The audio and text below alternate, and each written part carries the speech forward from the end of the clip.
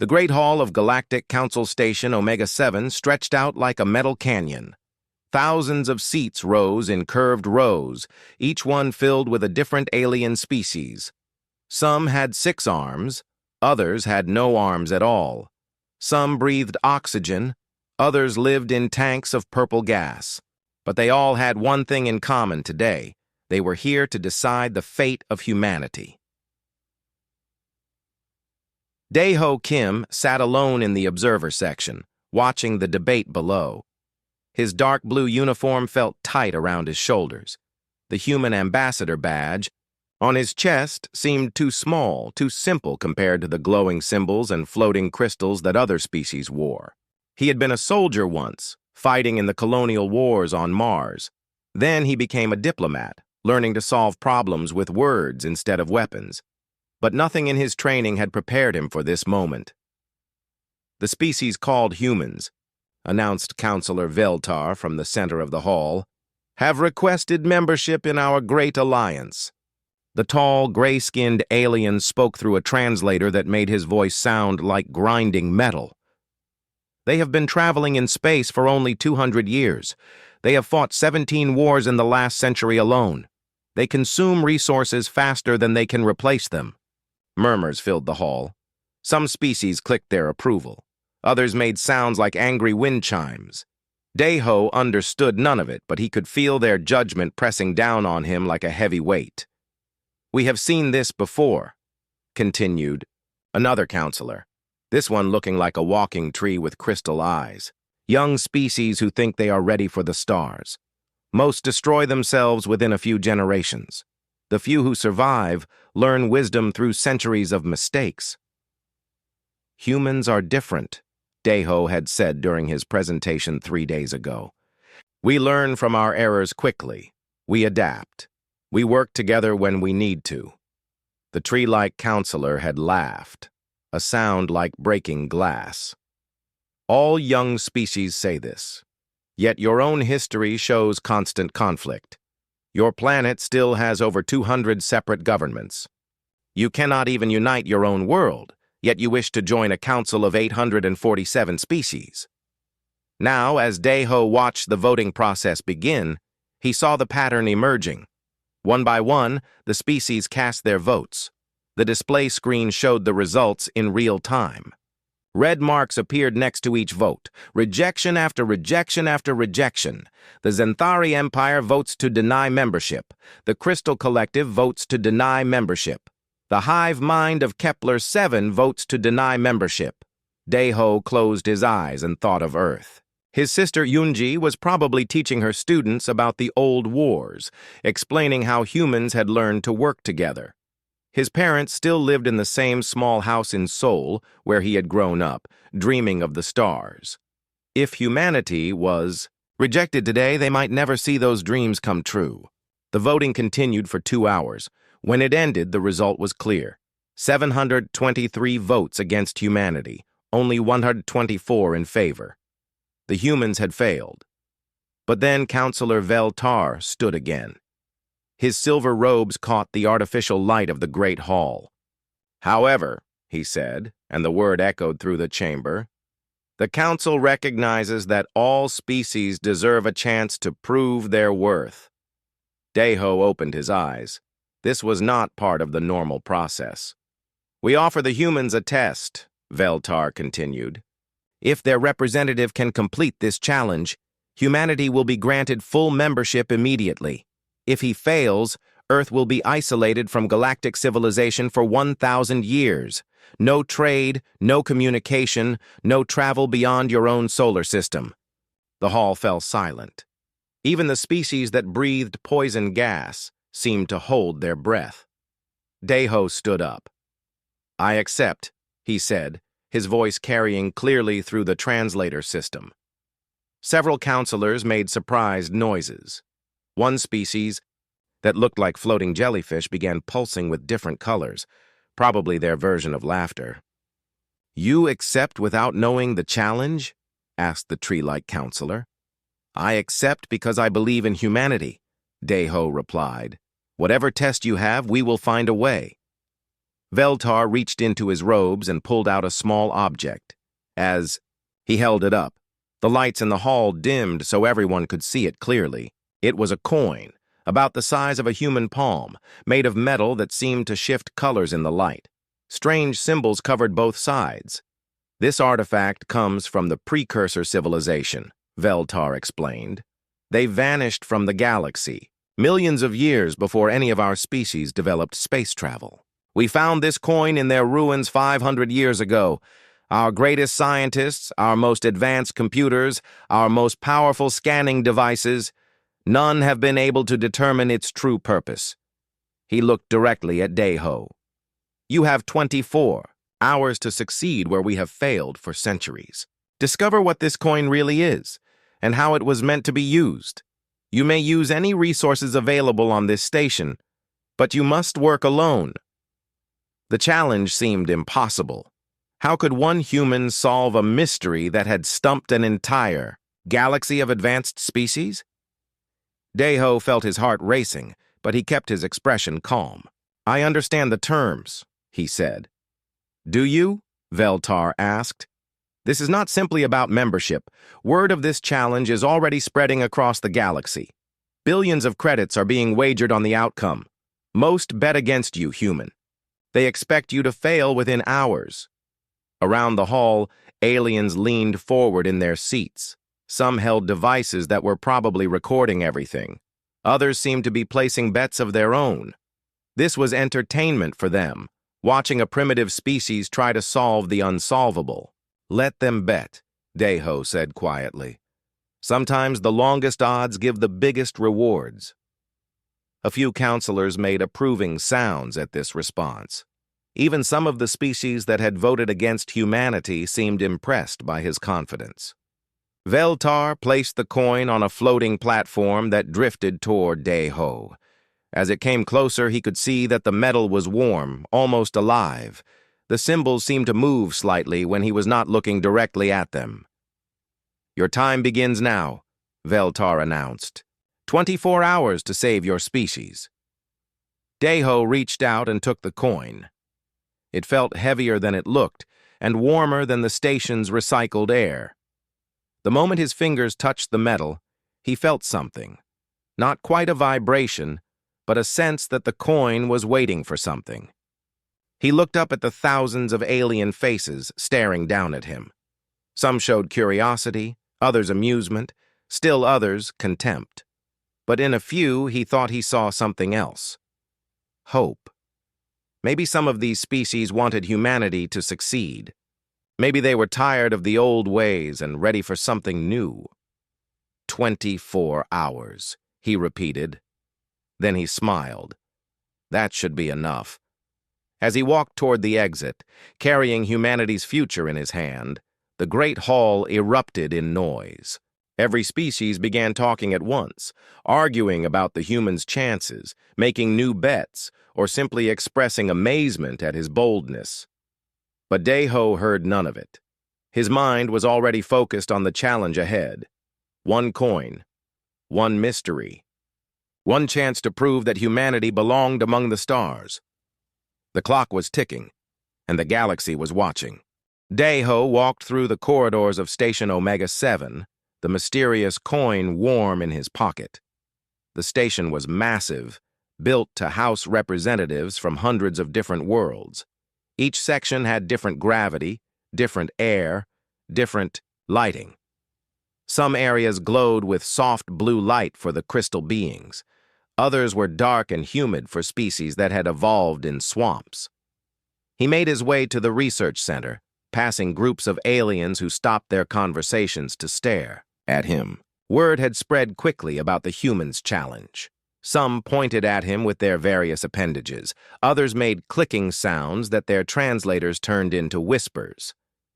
That is the human who thinks he can solve the precursor mystery. Give him 6 hours before he gives up. The betting pools have him at 1,000 to 1 odds. Deho ignored them all. He had learned long ago that doubt from others could become strength if you used it right. Every person who said something was impossible just gave him more reason to prove them wrong. The research center's doors slid open with a soft hiss. Inside, the ceiling stretched up 5 levels, filled with floating platforms and glowing screens. Alien scientists worked at stations designed for their specific needs. Some hung from the ceiling like bats. Others floated in tanks of liquid. A few looked almost human, if humans had scales and 4 eyes. "You must be the human," said a voice behind him. Daeho turned to see a tall alien with purple skin and silver hair. "I am Research Director Kothmel. I understand you wish to study our most famous mystery." "That is correct," Daeho replied. "I need access to all your files on precursor artifacts, stellar cartography databases, and any advanced scanning equipment you can spare." Kothmel made a sound like amused whistling. "Certainly. Though I should warn you, we have spent 5 centuries studying that coin. Our best minds, our most advanced technology, species with mental abilities far beyond human capacity, all have failed. Then maybe it needs a different approach," Daeho said calmly. The research director led him to a workstation near the center of the room. The chair adjusted itself automatically to human proportions when he sat down. Screens appeared in the air around him, responding to his hand movements. Within minutes, he had access to more information than any human had ever seen about the precursor civilization. For the first hour, Daeho simply read. The precursors had ruled the galaxy millions of years ago, but they had vanished suddenly, leaving behind only ruins and artifacts. Most of their technology was beyond current understanding. Their buildings were made from materials that could not be reproduced. Their ships used power sources that defied known physics. But as he read deeper, Daeho began to notice things that the alien researchers had missed. The reports focused on the advanced technology, the impossible materials, the mysterious energy, signatures. They saw the precursors as gods among mortals, beings so far above current galactic civilization that their works could barely be comprehended. Daeho saw something different. He saw patterns. "Director Kothmel," he called out. "Do you have detailed scans of the coin's surface?" Of course. The alien pressed something on his own console, and a 3-dimensional image of the coin appeared above Daeho's workstation. Every symbol, every scratch, every microscopic detail was visible. Daeho stared at the symbols covering both sides of the coin. The alien researchers had cataloged them, compared them to known languages, analyzed their mathematical properties. But they had approached them like a code to be broken, a message to be translated. What if they were not a message at all? "Can you show me star charts from the precursor era?" Daeho asked. "Stellar positions from millions of years ago?" "That would be highly theoretical. Stars move, galaxies rotate, the universe expands. Any charts would be estimates at best." "Show me anyway." Kothmel made that whistling sound again, but he complied. Another hologram appeared, showing the galaxy as it might have looked in the distant past. Stars glowed in different positions. Some that existed now were not yet born. Others that had died were still burning bright. Daeho looked back and forth between the coin and the star chart. Something nagged at the back of his mind, a pattern just beyond recognition. He pulled out the actual coin and held it up to the light, comparing it to the hologram. "Can you rotate the stellar map?" he asked. "Show me how it would look from different angles?" As the star chart turned slowly in the air, Daeho felt his heart rate increase. There, when viewed from a specific angle, some of the star positions matched the symbols on one side of the coin. Not perfectly, but close enough to be. More than coincidence. "Kothmel, I need you to calculate gravitational resonance frequencies for these star positions. Use the coin's symbols as reference points." The research director's 4 eyes widened. "Gravitational resonance? That is a very old theory. Most species abandoned that field of study centuries ago when we developed better FTL drives. Humor me." For the next 2 hours, Daeho worked with growing excitement. The patterns were becoming clearer. The precursors had not left random symbols on the coin. They had created a 3-dimensional map of gravitational fields as they existed millions of years ago. More than that, the coin itself seemed designed to resonate at specific frequencies. "This is impossible," Kothmel muttered as he watched Daeho's calculations. "You are suggesting that the precursors embedded harmonic resonance data into a simple metal disc." "Not simple," Daeho corrected. "Look at the metal composition again. Really look at it." They ran new scans on the coin using equipment that most alien species considered obsolete. Basic harmonic analyzers that measured how objects responded to different frequencies. The results made Kothmel's silver hair stand up in surprise. "The metal has been structured at the molecular level to create specific vibration patterns," the alien whispered. "But why would they do this?" "Because it is not just a coin," Daeho realized. "It is a tuning fork." By now, other researchers had gathered around their workstation. Word was spreading through the center that the human was actually making progress. Some aliens looked excited, others appeared worried.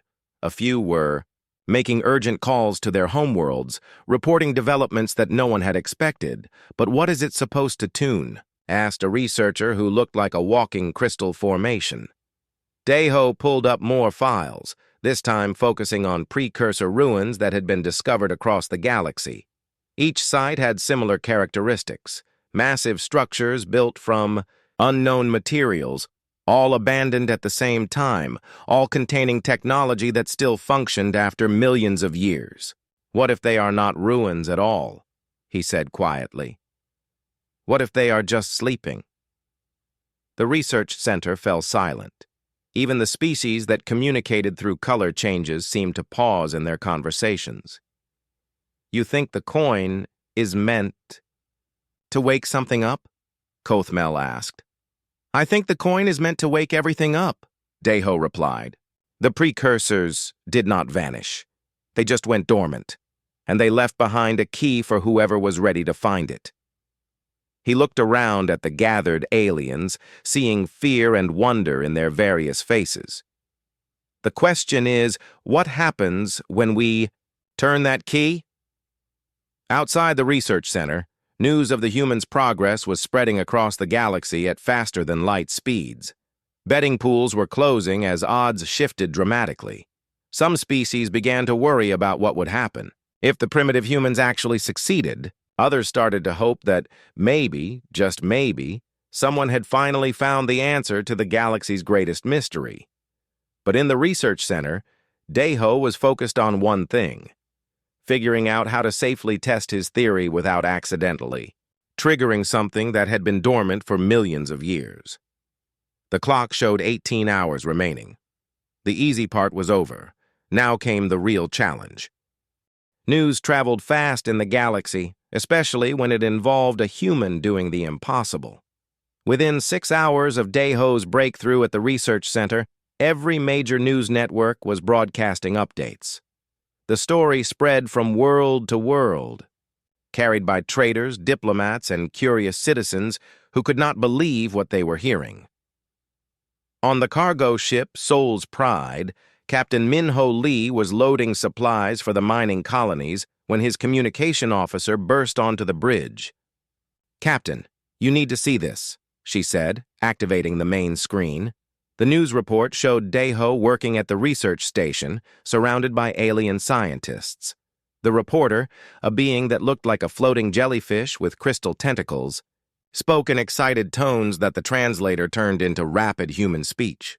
"The human representative has made unprecedented progress on the precursor artifact mystery. Sources inside the research center claim he has identified the coin as some form of activation device. Betting pools across 17 sectors have suspended operations as odds shift dramatically in favor of the human succeeding." Minho stared at the screen. He had met Daeho once, years ago, at a diplomatic reception on Mars. The man had impressed him with his calm thinking and careful questions.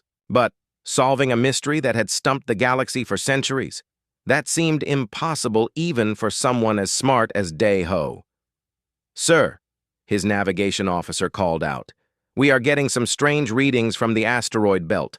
One of the mining stations is showing unusual energy signatures. Minho walked over to the sensor station. The readings made no sense. Mining Station Delta 7 was showing power levels far above normal, but it was supposed to be mostly automated. "Open a channel to the station." The response came immediately. "Soul's Pride, this is Station Delta 7. We were just about to call you. Something incredible has happened here." "Define incredible," Minho replied. "The old structures we found in the asteroid core last year, the ones we thought were just mineral formations. They are not natural. They have symbols on them. Symbols that match the ones being shown on the news about that precursor coin." Minho felt his heart skip a beat. "Send us detailed scans immediately." 3 systems away, Dr. So Young Choi was having a similar experience. She worked as an engineer on deep space research platform Echo, studying quantum signatures from dead star systems. Her job was usually quiet, analyzing data that would be stored in databases and forgotten for decades. But today was different. Today, the quantum scanning array was picking up signals that should not exist. "Computer, run a full diagnostic on the sensor array," she ordered. "Diagnostic complete, all systems functioning within normal parameters." "Then why am I reading quantum resonance patterns from the Kepler 442 system? That star went supernova 5 million years ago. There should be nothing there but cosmic dust." She called up her star charts and began comparing the readings to known astronomical data. What she found made her hands shake as she typed. The quantum signatures matched the harmonic frequencies being discussed in the news reports about the humans' discovery. Across the galaxy, similar scenes were playing out. A human trader named Jae-wook Sun discovered that the navigation computer on his ship was picking up faint signals from coordinates that corresponded to ancient precursor sites. A mining engineer found symbols carved into asteroid rocks that perfectly matched the ones on the mysterious coin. A research team studying dead worlds detected energy readings from ruins they had thought were completely inactive. But the most significant discovery came from Dr. Hai-Jin Park. She was on stations Omega-7 for an archaeology conference, completely unrelated to the drama unfolding in the research center. As a specialist in xenoarchaeology, she had spent her career studying the remains of extinct civilizations. She knew more about precursor sites than any other human alive. When she saw the news reports showing detailed images of the coin's symbols, she nearly dropped her coffee. She had seen those symbols before. Racing to her quarters, she pulled up her personal research files. 3 years ago, she had visited a precursor ruin on the edge of Centauri space. The site was considered minor, just a few broken walls and some scattered debris. But she had taken detailed photographs of everything, including strange markings that other researchers had ignored. Now, comparing her photographs to the news images, she realized that the markings were not random scratches. They were part of the same symbolic system as the coin.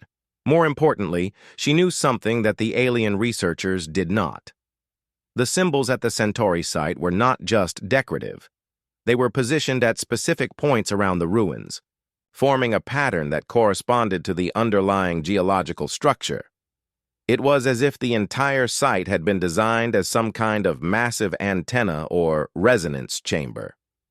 Dr. Park grabbed her communication device and tried to contact the research center. The lines were busy. Probably thousands of people were trying to call with theories and suggestions. But she had something more important than theories. She had proof that the network Daeho suspected might actually exist. Meanwhile, in the council chambers, the mood was shifting from amusement to serious concern. What had started as entertainment, watching a primitive human fail at an impossible task, was turning into something none of them had expected. Councillor Veltar stood before an emergency session of the ruling committee. Representatives from the most powerful species in the galaxy filled the smaller chamber, their voices creating a symphony of worried sounds. The human's progress is causing unprecedented reactions across multiple star systems, reported the intelligence coordinator, a being that existed as pure energy contained within a crystalline matrix. We are detecting activation signals from 17 different precursor sites. Some of these locations have been dormant for over 4 million years. This was not supposed to happen, muttered the representative from the Zenthari Empire. The coin was supposed to be an impossible puzzle, not a functional device. Perhaps we should consider calling off the test, suggested another counselor. If the human is actually capable of activating precursor technology, the implications could be dangerous. But Veltar shook his head. It is too late for that. The challenge has been broadcast across the galaxy. Trillions of beings are watching. If we stop the test now, it will appear that we fear human success. Our authority will be questioned by every member species. Then what do you suggest? Asked the energy being. We wait, Veltar replied. And we hope that the human knows what he is doing. Back in the research center, Deho was beginning to understand the scope of what he had discovered. Reports were flooding in from across the galaxy. Humans everywhere were finding evidence that supported his theory. The precursor civilization had not simply vanished. They had created a galaxy-spanning network and then put it into hibernation mode. The patterns are consistent across all the sites, Director Kothmel reported, his voice filled with wonder and fear. Every location where humans have reported unusual activity corresponds to known precursor ruins. But some of these sites are in restricted space controlled by military powers who do not welcome investigation. How many sites total? Deho asked. At last count, 47 separate locations showing some form of activation or energy increase. If the pattern holds, there could be hundreds more that we simply have not detected yet. Deho looked at the coin in his hand, such a small object to have such massive implications. Kothmel, I need you to set up a controlled harmonic resonance test. Low power, carefully monitored. If I am right about what this coin does, we need to understand it completely before we make any big moves. And if you are wrong, if I am wrong, then humanity gets quarantined for 1,000 years, and the galaxy continues as it always has. But if I am right... He paused, looking around at the alien scientists who had gathered to watch. If I am right, everything changes. The clock showed 12 hours remaining in his test period. But Deho was beginning to realize that time was not the real issue anymore. The real question was whether the galaxy was ready for what the precursors had left behind, and whether humanity was ready to be the species that woke them up. 8 hours remained when Deho made his decision. The research center had become a circus of activity. Alien scientists worked alongside their equipment, monitoring energy readings from across the galaxy. News reporters pressed against the observation windows. Even some council members had arrived to watch the final attempt. But Deho felt calm, the kind of calm that came before important moments, when all the planning was done and only action remained. Are you certain about this? Director Kothmel asked for the 10th time. If your theory is wrong, nothing happens and you fail the test. But if you are right and something goes wrong, then we deal with whatever happens, Deho replied simply. That is what humans do. He had spent the last 4 hours building his resonance device using equipment borrowed from various council research departments. It looked crude compared to the elegant alien technology around it, just a metal frame with harmonic generators positioned at specific angles. But sometimes simple solutions worked better than complex ones. The coin rested in the center of the device, held in place by a field generator that would keep it stable during the activation sequence. Around the research center, every sensor and recording device was focused on the small metal disc that had become the center of galactic attention. Final systems check, Deho announced. He had learned that speaking his actions aloud helped him stay focused. Harmonic generators at proper frequency, field stabilizers engaged, emergency shutdown protocols ready. All monitoring stations. Report ready, Kothmel confirmed. We are receiving signals from observation posts at 49 precursor sites across the galaxy. Everyone is watching. Deho nodded and placed his hand on the activation control. Through the observation windows, he could see hundreds of aliens watching him. Some looked excited. Others appeared terrified. A few seemed to be praying to whatever gods their species worshipped. "Beginning activation sequence," he said. The harmonic generators hummed to life, creating vibrations that were felt more than heard. The coin began to glow with a soft blue light that seemed to come from within the metal itself. Ancient symbols appeared in the air around it, forming patterns that hurt to look at directly. "Energy levels rising," reported one of the monitoring technicians. "Quantum resonance at 30% and climbing."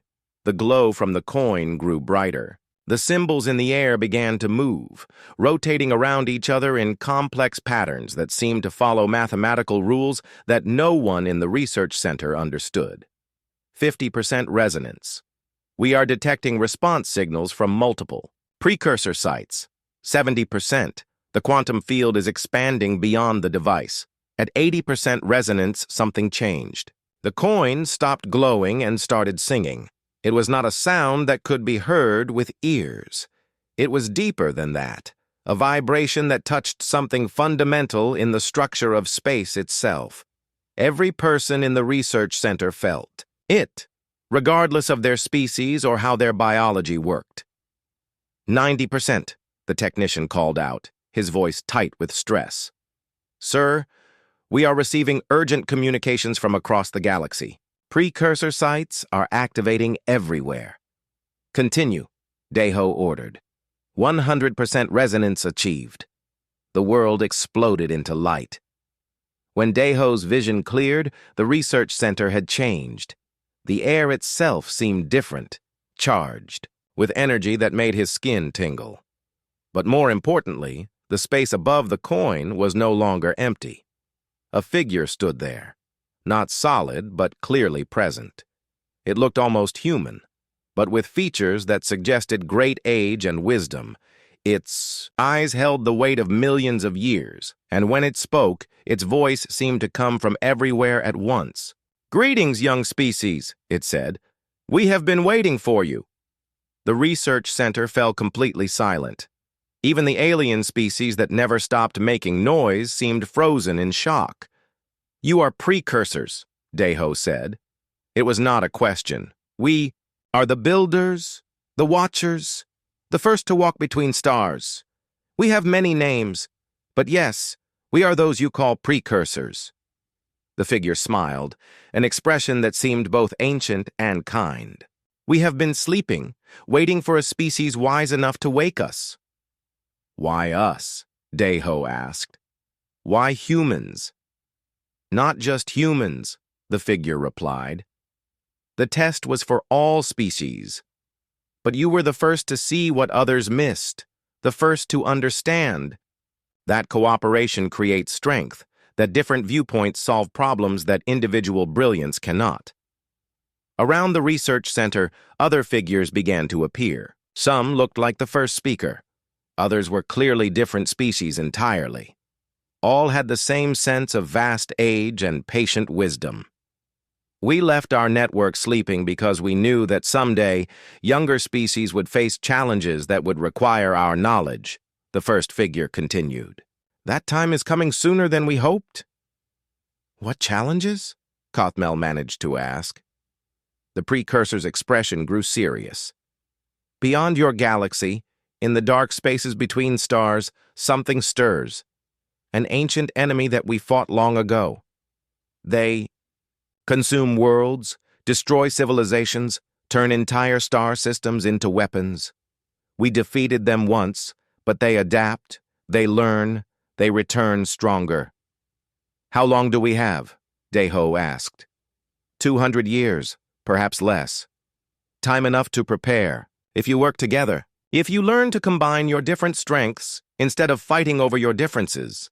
The figure gestured, and images appeared in the air around the research center.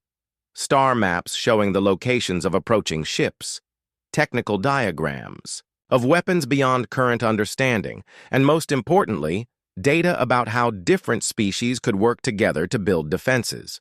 This is why the test was necessary, the precursor explained. Not to judge any single species, but to find those who could unite others. Humans have that gift. You see connections where others see only differences. You build bridges where others build walls. But we are not perfect, Deho protested. We fight among ourselves. We make mistakes. All species make mistakes, the figure replied. The wise ones learn from them quickly. That is humanity's greatest strength. Not that you never fail, but that you adapt and try again. More precursor sites across the galaxy were coming online. Reports flooded in of ancient technology activating, of knowledge databases that had been hidden for millions of years suddenly becoming accessible. The galaxy was waking up to possibilities it had never imagined. What happens now? Asked one of the council representatives who had pushed into the research center. Now you choose, the precursor said. We will share our knowledge, but only with a galaxy that is truly united. Species that work together, that respect each other's differences, that see cooperation as strength rather than weakness. The figure looked directly at the council representatives. The human has passed our test. The question now is whether the rest of you are ready to join him. In the sudden silence that followed, Deho realized that the real challenge was just beginning. Waking the precursors had been the easy part. Now came the hard work of convincing an entire galaxy to change the way it thought about everything. The Great Council chamber had never been so quiet. Every seat was filled, representatives from 847 different species, all staring at the holographic display in the center of the room. The display showed real-time feeds. From precursor sites across the galaxy, ancient machines coming to life after millions of years of sleep. Deho stood at the speaker's podium, the mysterious coin still warm in his pocket. Behind him, translucent figures of the precursors waited, patiently. Their presence filled the chamber with an energy that made every being present understand they were witnessing history. Councillor Veltar rose from his seat, his silver robes catching the light from the active precursor holograms. The human has completed the challenge, he announced formally. The coin's purpose has been revealed, but the implications of this discovery go far beyond our original test. Murmurs filled the chamber. Some species clicked their approval. Others made sounds of concern. A few remained ominously silent. The precursors offer us knowledge, continued Veltar. Technology to defend against threats we cannot yet imagine. Medical advances that could extend life for every species. Energy, sources that would end scarcity forever.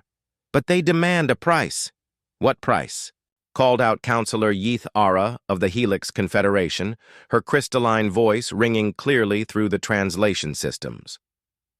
The lead precursor figure materialized more solidly, its ancient eyes scanning the assembled representatives. Unity, it said simply. True cooperation.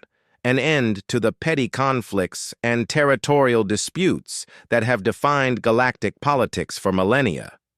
Impossible, snorted the representative from the Draconis Empire, a being that looked like a cross between a lizard and a machine. Our species have fundamental differences. We evolved on different worlds, under different conditions. Unity is a dream for idealists. Is it? Deho stepped forward, his voice carrying clearly through the chamber. In the past day, humans across the galaxy worked together without being asked. They shared information, made discoveries, solved problems. We did not organize this cooperation. It happened naturally because we saw a common goal. Humans are one species, the Draconis representative argued. You share biology, culture, history. Try asking a silicon-based life form to cooperate with a methane breather. We already do, spoke up Councillor Kethmore of the Crystal Collective. My people are silicon-based. We have trade agreements with the nebula swimmers who live in gas clouds. Cooperation is possible when there is mutual benefit. The chamber erupted in debate. Species that had been enemies for centuries argued with species they had never spoken to before. Some demanded to know more about the approaching threat. Others questioned whether the precursors could be trusted. A few suggested that maybe the galaxy was better off without ancient knowledge that came with strings attached. Dr. Hai-Jin Park, who had been granted special permission to observe, watched from the gallery as the debate grew more heated. She could see the fear in many of the representatives. Change was always frightening, especially change that challenged everything you thought you knew about how the world worked. But she also saw something else. In the younger species, the ones that had joined the council more recently, there was excitement. They had watched humanity's approach to the precursor mystery with growing interest. They had seen what could be accomplished when different perspectives worked together instead of competing. "May I speak?" Park called out during a brief lull in the arguments. Veltar looked surprised. "You are not a council representative." "No," she agreed. "I am a scientist, and I have spent my career studying dead civilizations. I know what happens when species choose competition over cooperation." She stood up in the gallery, her voice carrying clearly through the chamber. "The precursors are not the first advanced civilization to vanish from this galaxy. My research has identified at least 12 others that reached high levels of technology before disappearing. Do you know what they all had in common?" The chamber grew quiet, waiting for her answer. They all tried to face their final challenges alone. Each species thought they were smart enough, strong enough, advanced enough to survive whatever threatened them. They were all wrong. The representative from the aquatic collective made a burbling sound that translated as, "How do we know cooperation would have saved them?" "Because the precursors survived," Park replied. "They faced the same threat that destroyed those other civilizations. But they worked together, combined their knowledge, unified their efforts. That is why they won. That is why they are here to warn us now." The precursor figure nodded approvingly. "The young human speaks truth. We were not the most advanced species of our time. We were not the strongest or the smartest. But we learned to see our differences as strengths rather than weaknesses." "What exactly is coming?" asked Counselor Yith-Ara. "What threat requires such extreme measures?" The air in the chamber shimmered, and new images appeared. Dark ships moving between galaxies, worlds stripped of all life, star systems converted into massive weapons. The scale was beyond anything the Council had ever imagined. "They call themselves the Devourers," the precursor explained. "They consume everything. Matter, energy, even the quantum fabric of space itself. They turn entire civilizations into fuel for their war machine. We defeated them once, but they adapt. They learn. When they return, they will be stronger than before." 200 years, whispered the representative from the Peaceful Gardens, a species known for their long lifespans and careful planning. "That is not much time to prepare." "It is enough if you work together," the precursor assured them. "But only if you truly work together. Half measures will not suffice. Partial cooperation will fail. Either you unite as one galaxy, or you fall as separate species." The debate continued for hours. Some species demanded guarantees that their sovereignty would be respected. Others wanted detailed information about the precursor technology before committing to anything. A few suggested that maybe the threat was still too far away to worry about. But gradually the mood in the chamber began to shift. The younger species started forming coalitions, inspired by humanity's example. They pointed out that cooperation did not mean losing their individual identities.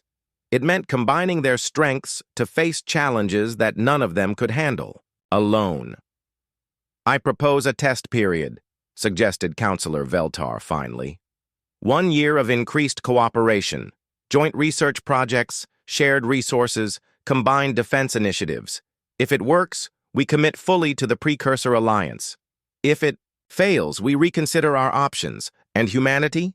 Asked the representative from the Trade Federation. What is their role in this? All eyes turned to Dae-ho. He felt the weight of his species' future pressing down on him, but also something else, hope. For the first time since arriving at the station, he sensed that real change was possible. Humanity offers what we have always offered, he said simply. Fresh perspectives, quick adaptation, and the belief that any problem can be solved if enough people work together to solve it. Even problems that have destroyed entire civilizations, asked the Draconis representative skeptically. Especially those problems, Dae-ho replied with a smile. We have a saying on Earth, the harder the challenge, the more rewarding the victory. The precursor figure flickered slightly, as if it was beginning to fade. We will wait for your decision, it said. But do not wait too long. The Devourers do not care about your politics or your fears. They care only about consumption. Choose unity or face extinction. There is no middle ground.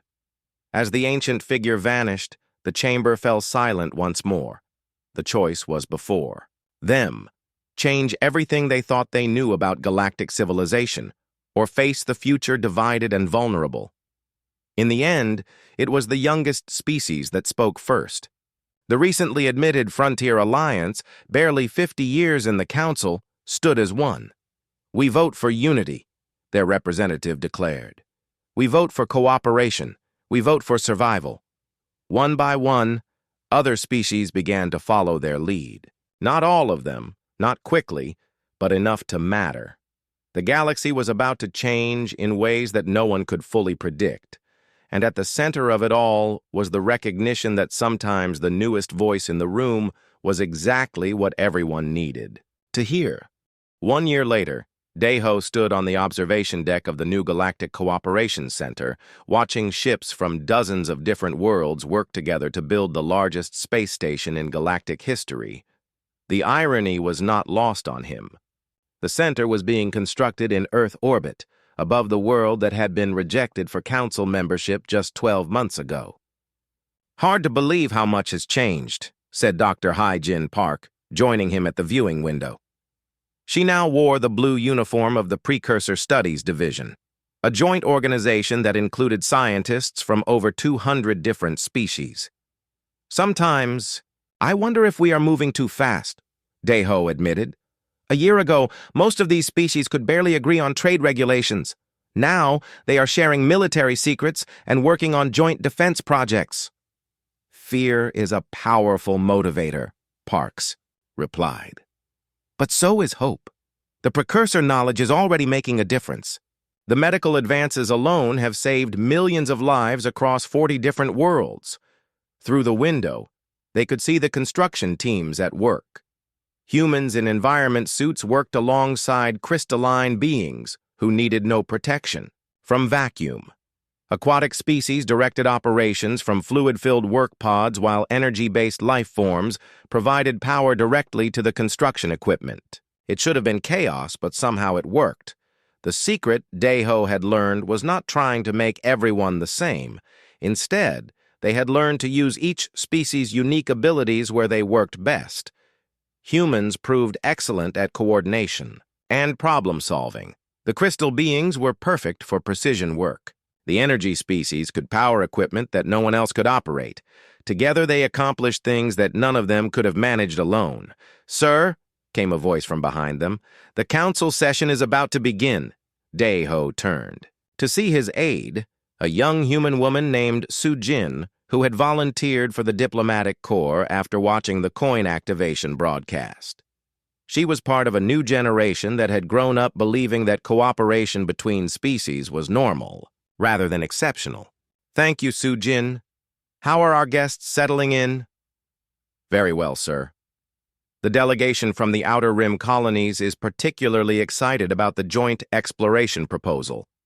They have been waiting centuries for the chance to study the galactic core regions.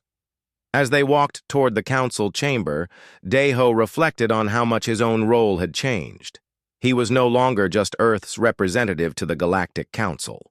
He had become the first director of interspecies cooperation, a position that did not exist before humanity joined the galactic community. The job was challenging in ways he had never expected. Every species had different communication styles, different cultural values, different ways of making decisions, but gradually they were all learning to work together. The key was patience, understanding, and the willingness to admit when something was not working and try a different approach. The council chamber was smaller than the Great Hall where he had first accepted the coin challenge, but it felt more alive. Representatives sat in mixed groups rather than segregated by species. Humans worked alongside aliens on joint committees. Translation devices had been improved to convey not just words, but emotional context, making real communication possible for the first time. Today's agenda, announced Counselor Yith Ara, who had become one of humanity's strongest supporters, includes updates on the Defense Preparation Project, reports from the Joint Exploration Fleets, and a proposal for expanding the cooperation. Agreement to include 12 more species. Deho took his seat and activated his data display. The numbers were impressive.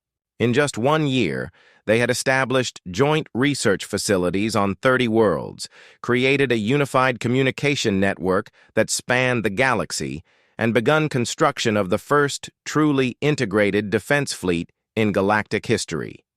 But the most important changes were harder to measure. Species that had been enemies for generations were now working side by side. Trade had increased by 300% as barriers between worlds disappeared. Cultural exchange programs were introducing young beings to ideas and perspectives they had never imagined. The Defense Project Report, Yith Ara continued. Admiral Tox Vel of the Combined Fleet Command. The Admiral, an imposing being from a warrior species that had initially opposed human membership, stood to address the chamber. Our combined forces now include ships and personnel from 137 different worlds. Integration training is proceeding ahead of schedule. Most importantly, we are developing new tactics that use the unique strengths of each species. What about the precursor weapon systems? Asked a representative from the Technical Alliance. Installation is beginning on the first test platforms. The humans have proven particularly skilled at understanding the interface systems. Their pattern recognition abilities allow them to operate precursor technology more intuitively than most species. This had been one of the most surprising discoveries of the past year. Humans seemed naturally compatible with precursor technology, as if their brains were wired to understand the ancient systems. Some scientists theorized that it was because humans had evolved to see patterns and connections, while other species had developed more specialized forms of intelligence. Economic Cooperation Report, Yith Ara announced next. The numbers were staggering. Resource-sharing agreements had eliminated scarcity on dozens of worlds. Species that were rich in energy shared with those rich in rare materials. Worlds with too much population sent colonists to worlds that needed workers. For the first time in galactic history, every member species had access to everything they needed. Cultural Exchange Update. This was Dr. Park's area of responsibility. She stood and activated a holographic display showing data from across the galaxy. Over 2 million beings have participated in exchange programs this year. We have documented over 50,000 instances of cross-species innovation, new ideas that emerged from combining different cultural perspectives. Any problems? Asked the representative from the Conservative Coalition, a group that still worried about moving too quickly. Some, Park admitted honestly. Communication mistakes, cultural misunderstandings, a few cases where species tried to impose their values on others. But we have developed protocols for handling these issues. The key is addressing problems quickly and learning from them. The session continued for several hours, covering everything from educational programs to joint exploration missions. But the most important agenda item came at the end. New membership applications, Yith Ara announced. 12 species have requested to join the cooperation agreement. 3 are from the Galactic Rim, regions we have never had contact with before. They heard about our alliance and traveled here specifically to request membership.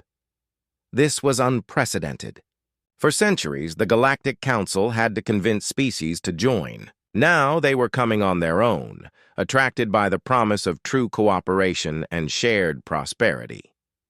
After the session ended, Dae-ho returned to his office to find a message waiting from Earth. It was from his sister Yoon-ji, who now taught at the new Interspecies University in Seoul.